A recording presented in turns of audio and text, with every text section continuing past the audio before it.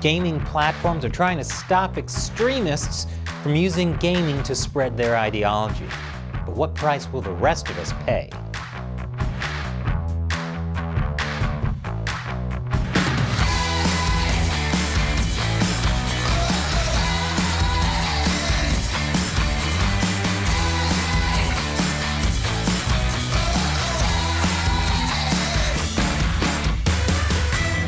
Welcome to America Uncovered. I'm Chris Chappell. This episode is sponsored by Surfshark. You should be using a VPN like Surfshark to protect yourself whenever you go online. So, who doesn't love video games? Besides neglected girlfriends. Since the pandemic, there's been a rise in online gaming. I'm not sure why. Is there a reason people wanted to escape the reality of the last 2 years in an online fantasy world? One study estimates that by 2024, the gaming industry will bring in over $218 billion. And with an estimated 3 billion players globally, there's bound to be some trolls and haters. But there's a group that politicians and experts warn could be even more harmful. People who exploit lag to get cheap wins in Call of Duty Online. You're a cheater, Bikini Bottom 420. Okay, other than Bikini Bottom 420, the next worst people are extremists. Online gaming basically forms a means for people to connect over a shared hobby online.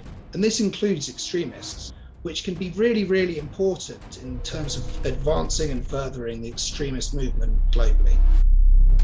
Within these huge gaming platforms, small but dedicated communities of extremists opportunistically use the chat, either built into the games or on sites popular with gamers, to create a culture where extremist views can seem normal. Experts say these gaming platforms can also be used to get recruits or organized. And unfortunately, they're not recruiting for Habitat for Humanity. Terrorist groups like ISIS have used visuals from games like Call of Duty in their propaganda. Surprisingly, not Mortal Kombat. Other terrorist groups have created their own games. In 2003 and 2007, the Iran-backed militant group Hezbollah released the games Special Force 1 and Special Force 2.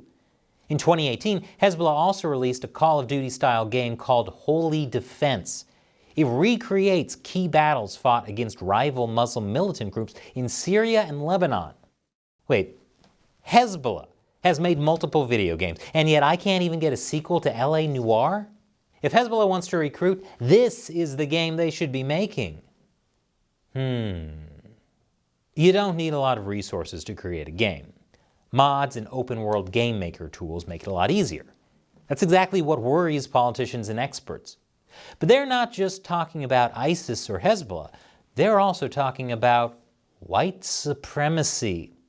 Some fear that it's on the rise around the US, and now people are talking about white supremacy in video games. Experts warn that white supremacists can use these games to spread their ideology far and wide. I'll have more on that after this quick break. Welcome back.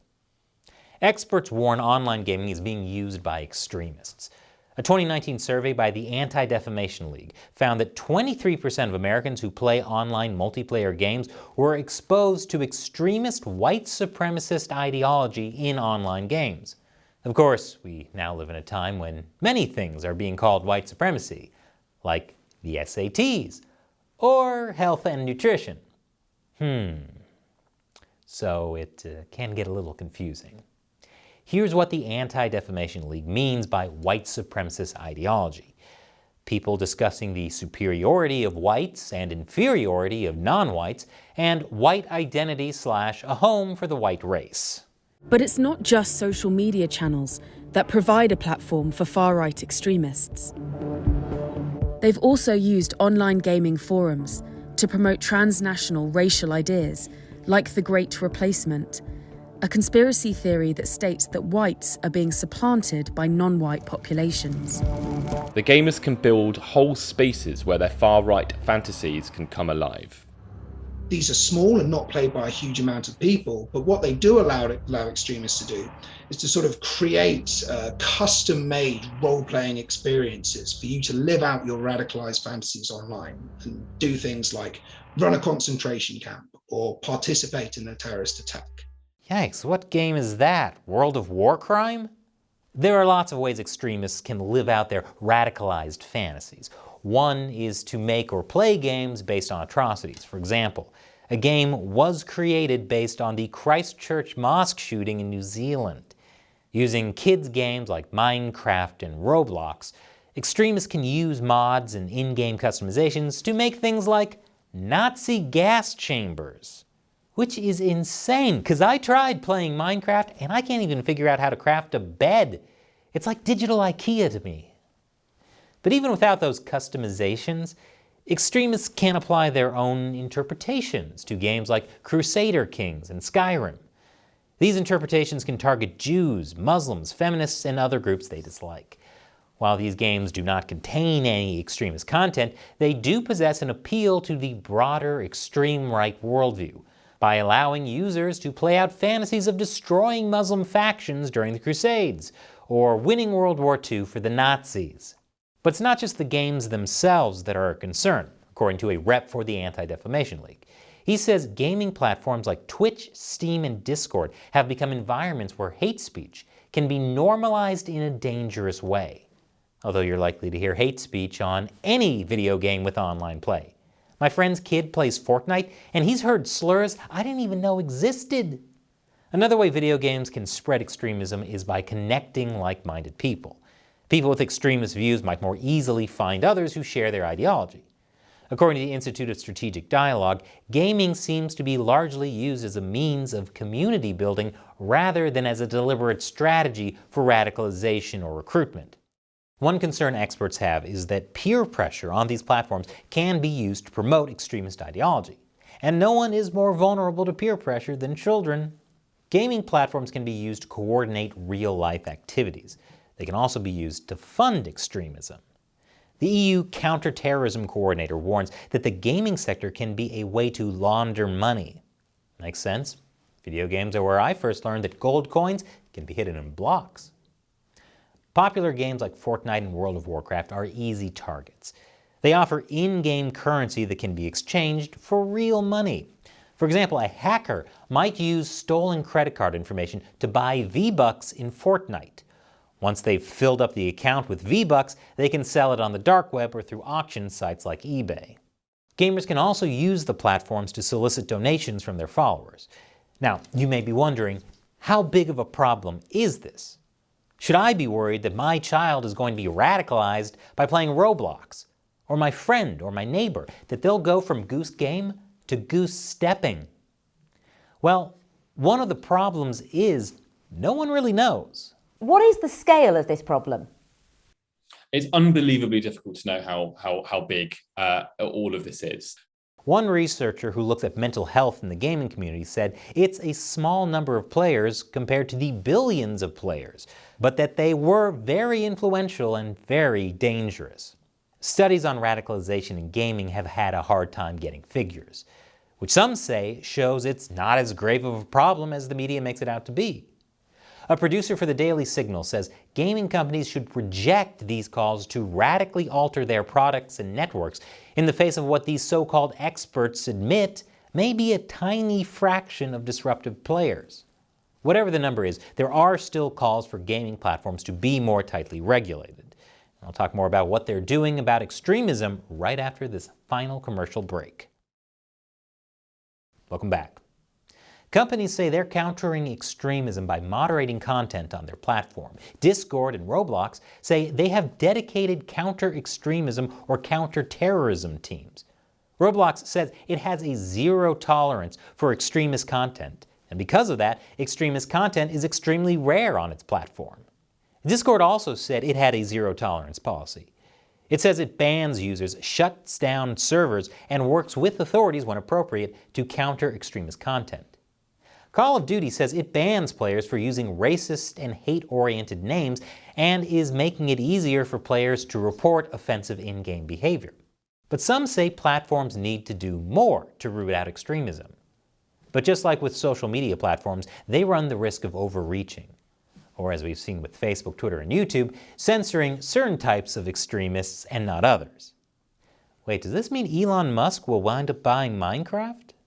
The EU's counter-terrorism coordinator wants to tackle this problem with Europe's Digital Services Act.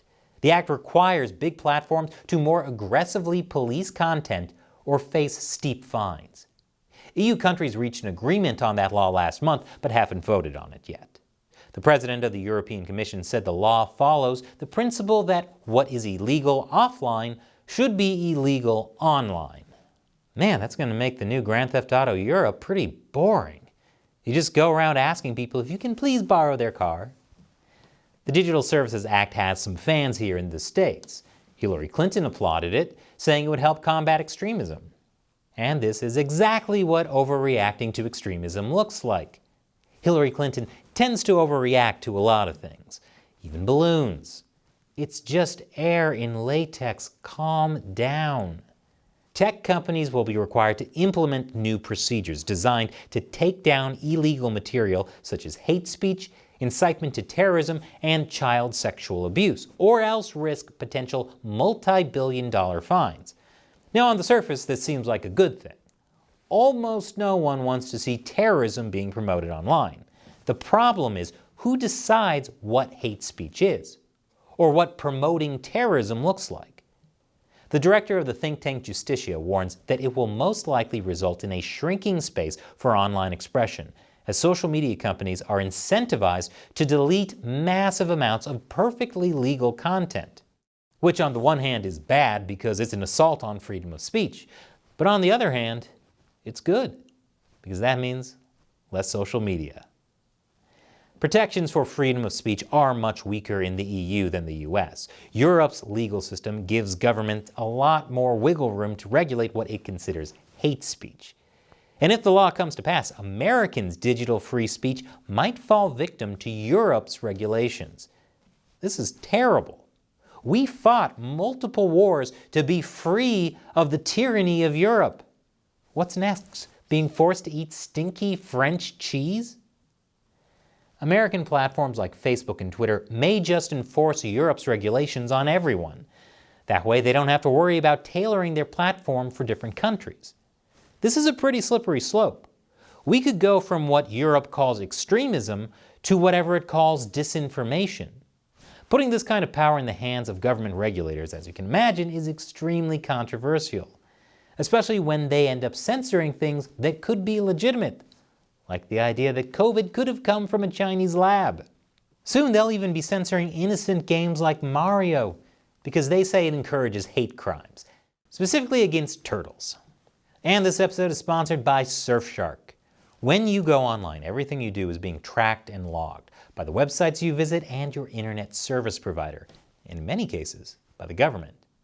And if you're in an authoritarian country like China or Russia, this kind of tracking can put you at risk of surveillance and even arrest. Citizens like you and me are being monitored constantly.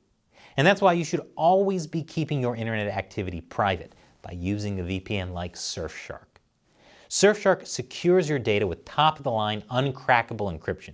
And on top of that, Surfshark intentionally does not keep logs of what you do. In fact, one cool thing it does is keep a server network in the British Virgin Islands, where local laws allow Surfshark to not keep user data logs. So if you haven't yet, check out Surfshark. With just one Surfshark account, you can connect as many devices as you want. So try it out now. Surfshark has a special deal that includes 83% off a 2-year plan, plus 3 extra months for free. You can protect yourself for just $2.21 a month. Go to surfshark.com/uncovered and use the code UNCOVERED to secure this deal. The link is in the description below. Once again, I'm Chris Chappell. Thanks for watching America Uncovered.